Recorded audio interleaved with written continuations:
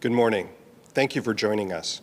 We are gathered on the territory of the signatories of Treaty 6, and I acknowledge the Métis people who share a deep connection to this land. My name is Nathan Ip, and I am the Alberta NDP Critic for Jobs, Economy and Trade, and I am joined by Samir Kayande, Alberta NDP Finance Critic for Fiscal Responsibility. Albertans know that their wages haven't kept up with how expensive everything's getting. The cost of living crisis in our province is real. Tomorrow, Statistics Canada will publish its monthly report on average earnings. Many of us, sadly, already know what this report is going to tell us, because Alberta's wages just haven't kept up with rising prices. Since 2019, Alberta has had the lowest real wage growth in the country. Under the UCP, Alberta's real wages have declined by almost 2%, while provinces like BC have seen real wages increase by about 10%. This province was once a destination not just for those seeking a livelihood, but for those seeking an outstanding quality of life for themselves and their family.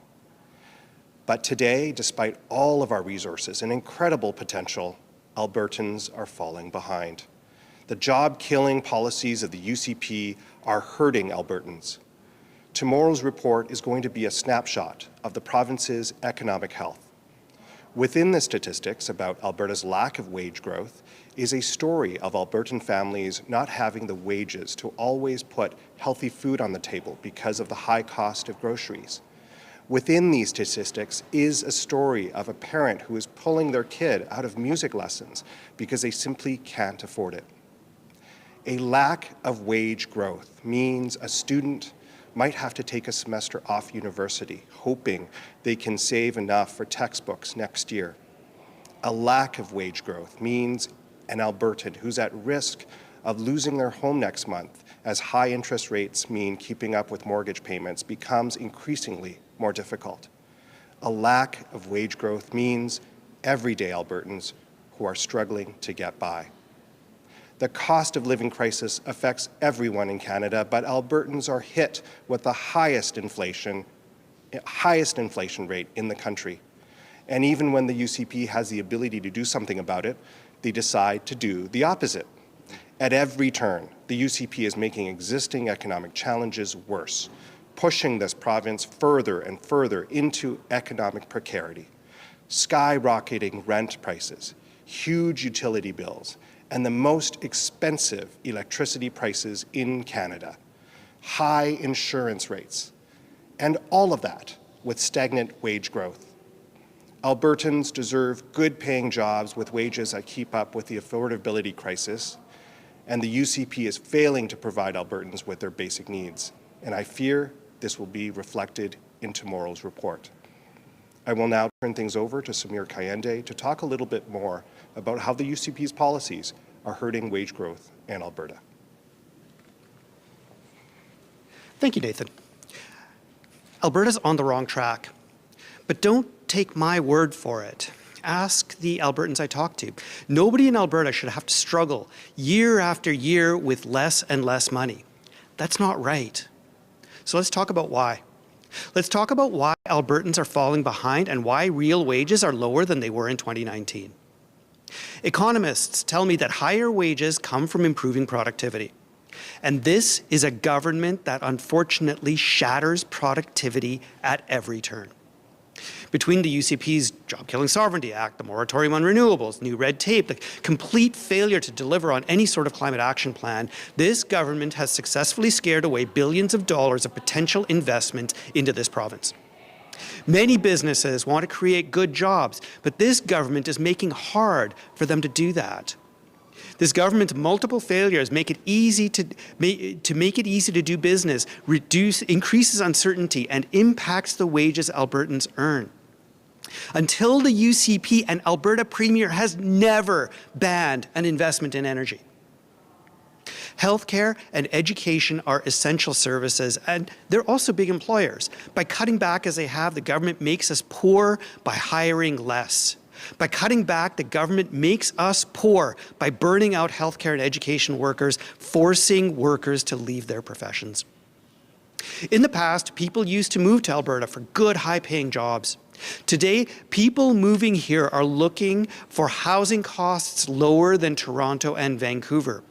That pushes our wages down and raises our own price of housing. So, summing up, Albertans' wages have not kept up with inflation. That means we're actually poorer than we were in 2019. And it's this UCP government's fault because they have made our economy less productive. Even worse, they're going to make matters worse. Instead of pro-growth policies that raise wages and make all of us rich, this government is focused on picking weird fights with the federal government. Through their No Federal Money Act, the government will slow growth by effectively defunding university research. Universities are massive job creators. Research created the technology that gave us the oil sands. The UCP snarling the research process and red tape will absolutely stifle productivity out of jealousy, envy, and spite. Albertans don't want a government who operates out of spite when there's so much work to be done just to make this an affordable place to live. The UCP needs to stop playing politics and start governing. This government needs to step up and make sure that every Albertan can make more money. Building prosperity is literally the only function of government. There are real people and real families that this government has turned its back on. Tomorrow, I want to see the UCP take StatCan's report seriously and commit to Albertans to get this province back on track and ensure every Albertan has access to good jobs with better wages that exceed the cost of living. The need to invest in growth and productivity. Albertans expect nothing less. Thank you. And we will now take any questions. Thank you, Samir. Thank you, Nathan. We'll now go to questions. So I'm trying to anticipate what the UCP response might be, and in the past they've said, well, Alberta has the highest average weekly earnings in the country. I mean, doesn't that mean there's less room to go up? What would you say to that argument that we have the highest wages? There's always room to go up. Like we're not the highest wage earners in the world, for example, right?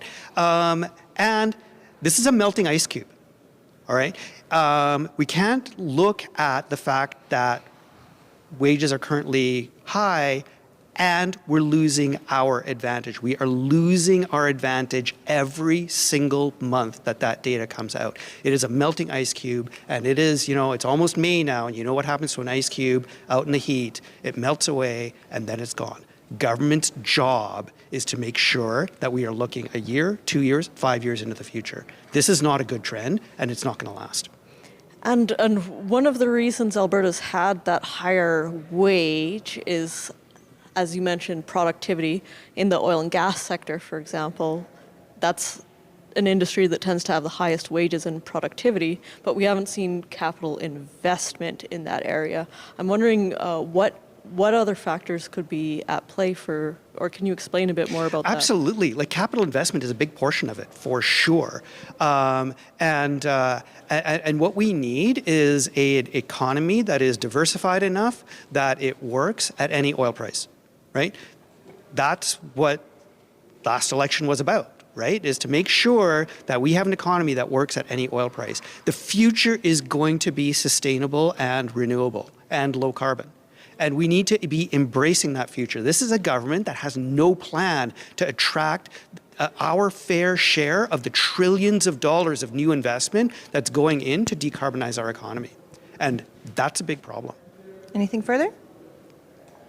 All right, with no further questions on the line, we'll wrap today. Thanks, folks. All right, thanks.